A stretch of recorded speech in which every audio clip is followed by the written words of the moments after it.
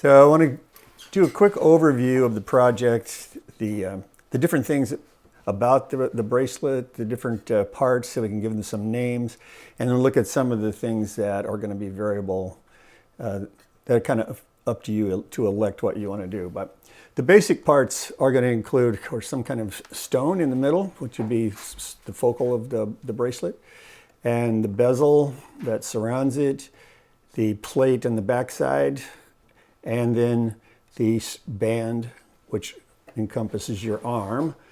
So the hinging part of this is on each side of the stone or on the side of the bezel. So there are two hinges, and along the back side there is a strap that connects the bands to the bezel and the back plate.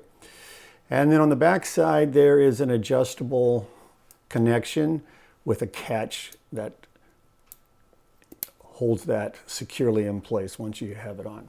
So one of the things about most bracelets are that you can't adjust them once they're made. So this overcomes that problem.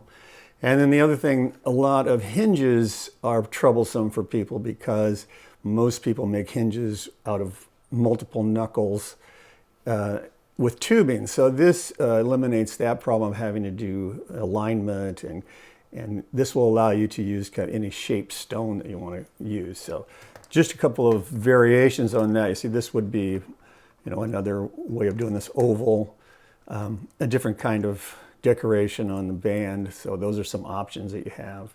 The way that you connect these wires to the band also vary. So oval stones work, square, rectangular ones work as well. Irregular shaped stones can be used also. So this would be difficult to do if you're doing a traditional kind of hinging with tubing, because it would be difficult to solder that onto those angles. So this overcomes that problem.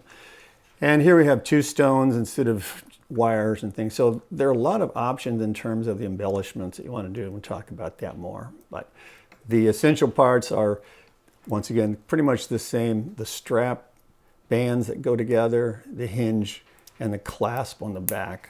So this is the clasp that you could use on other kinds of projects as well. And this whole hinging thing could be adapted to things besides bracelets. Another variation, another oval stone, another oval, just a different treatment on the way you want to decorate that. So those are the options. That's where we're going.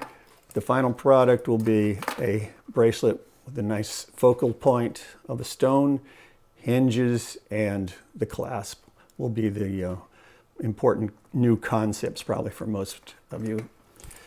So once we get started here, we'll go right into creating the bezel, and that'll be the next step.